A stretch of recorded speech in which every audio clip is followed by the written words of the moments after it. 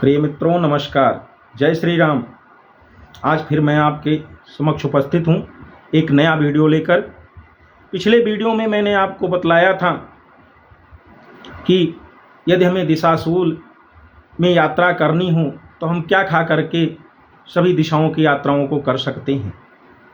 उसी वीडियो में मैंने आपको बतलाया था कि चंद्रमा जो है यदि अपने सन्मुख और अपने दक्षिण पड़ रहा हो, अपने दाहिने पड़ रहा हो, तो हम उस दिशा की यात्रा बिना किसी तिथि नक्षत्र दिशाशूल इत्यादि का विचार किए हुए कर सकते हैं। प्रिय मित्रों, इस वीडियो में मैं आपको बतलाऊंगा कि चंद्रमा कौन सी राशि में कौन सी दिशा में होता है। मित्रों, उससे पहले यदि आप हमारे इस फेसबुक पे नए हैं तो हमारे इस पेज को फॉलो करें, जिससे कि हमारी जो भी वीडियो आती हैं वो आपको तुरंत उपस्थित हो सके, आपको पता लग सके और आप उसका लाभ उठाएं। मित्रों, चंद्रमा जो है एक राशि पे लगभग 2.25 दिन रहता है। मित्रों, हर राशि में चंद्रमा की दिशा जो है निर्धारित होती है, कौन सी राशि में चंद्रमा किस दिशा में होगा। मित्रों, चंद्रमा पूर्व दिशा में जब होता है तो उस समय मेष राशि में होता है। चंद्रमा जब वृष राशि में जाता है तब उसकी दक्षिण दिशा होती है। चंद्रमा जब मिथुन में जाता है तो पश्चिम दिशा होती है। चंद्रमा कर्क में जाता है तो उसकी उत्तर दिशा होती है। इसी प्रकार से जब चंद्रमा सिंह राशि में आता है तो फिर से पूर्व दिशा में आ जाता है। चंद्रमा जब कन्या राशि में जाता है तो फिर से दक्षिण दिशा में चला जाता है। उसके उपरांत जब कन्या राशि से निकल के तुला राशि में आता है तो पश्चिम दिशा में होता है। वृश्चिक राशि में जब जाता है तो फिर से उत्तर दिशा में चला जाता है। उसके उपरांत जब धनु राशि में आता है तो फिर से पूर्व दिशा में आ जाता है। और मकर राशि में जब आता है तब फिर दक्षिण दिशा में आ जाता है। और कुंभ राशि में जब चंद्रमा जाता है तब पश्चिम दिशा में होता है। और मीन राशि में जब होता है तब उत्तर दिशा में होता है। मित्रों, चंद्रमा की ये स्थिति सभी राशियों में अलग अलग दिशाओं को रिप्रेजेंट करती है। चंद्रमा अगर पूर्व दिशा में है तो उस समय पूर्व दिशा की यात्रा हमारे लिए शुभ होती है।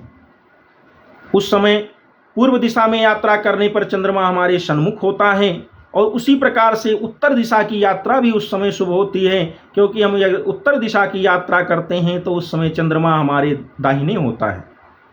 इसी प्रकार से मित्रों, किसी भी राशि में जिस दिशा में चंद्रमा होता है, अगर हमें उस दिशा में यात्रा करनी है या तो सन्मुख पड़ेगा।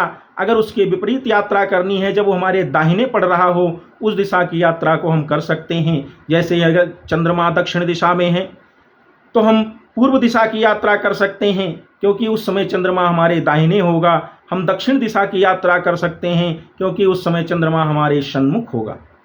मित्रों, चंद्रमा जो है हर प्रकार के तिथि नक्षत्र दिशाशूल आदि के दोषों का शमन कर देता है। चंद्रमा यदि सन्मुख और दाहिने पड़ रहा हो तो किसी भी प्रकार की यात्रा के लिए हमें किसी भी प्रकार का विचार करने की आवश्यकता नहीं होती। इसीलिए बिना संकोच होके चंद्रमा यदि सन्मुख हो तो हमें यात्रा करनी चाहिए। मित्रों, चंद्रमा का विचार अन्य भी बहुत सारी सभी जगहों पे किया जाता है, जिसमें किसी भी कार्य को कर रहे हैं, विवाह आदि में चंद्रमा का विचार किया जाता है। वास्तु पूजन इत्यादि में भी चंद्रमा आदि का विचार किया जाता है। जमीन खरीदने में, प्रॉपर्टी खरीदने में भी चंद्रमा आदि का विचार करना चाहिए।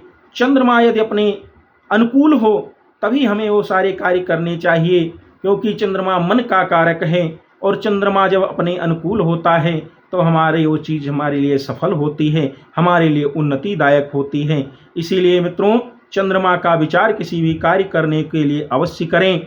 हमारे फेसबुक पेज को और हमारे यूट्यूब चैनल को फॉलो करें, सब्सक्राइब करें और अपने मित्रों के साथ, अपने परिजनों के साथ शेयर करें और अपने समय का सदुपयोग करते रहें।